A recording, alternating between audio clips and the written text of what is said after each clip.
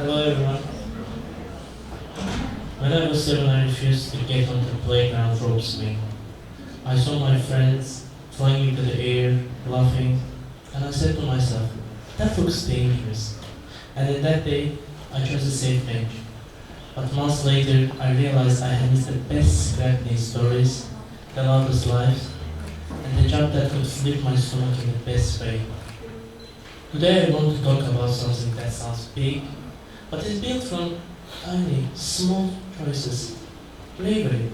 Not the heroic kind you see in the movies, but the kind you build by taking everyday small risks. As 15 years old, I'm still learning, but I have seen how small risks, like raising your hand, answering a question, adds up. They shape our story, confidence, and the life we get brave enough to live. When we talk about bravery, everyone thinks about one massive act, like the speech, the sprint into the danger, or the dramatic confession. But most of our lives are made of small moments. For students, those moments are like answering a question in class, auditioning for a school play, or trying out for the team even if you are nervous. Those small moments really matter. They change how our brain and story work. Take a small risk and survive it, or even fail at it. We collect evidence that we can handle uncertainty. And this evidence helps us to rewrite our story from I'm not that kind of person to I can try person. For me, the first small risk was joining a debate class in the 8th grade. I was terrified of public speaking. My hands would shake, my voice would wobble, and the first meeting seemed like standing on a cliff. But I kept going. I spoke 1 minute, then two, I lost match. I looked at judge and said, I have messed up.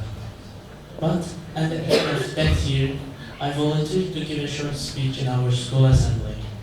Not because I have built courage overnight, but because I have built it step by step. For me, there are only 3 steps to build it. First, familiarity reduces fear. Each risk is practicing facing uncertainty. And don't forget that if you raise your hand once, it's easier for the second time. Then, small risks pay fast and cheap. If you only wait for the big moments, failures can cost a lot. But small failures allows you to try, learn, try again without everything being collapsed.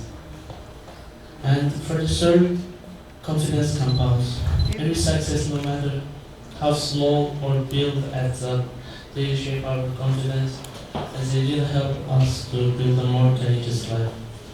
And at the end, I just want to say that don't forget to leave your comfort zone because it's the place where you grow up. Thank you for your attention.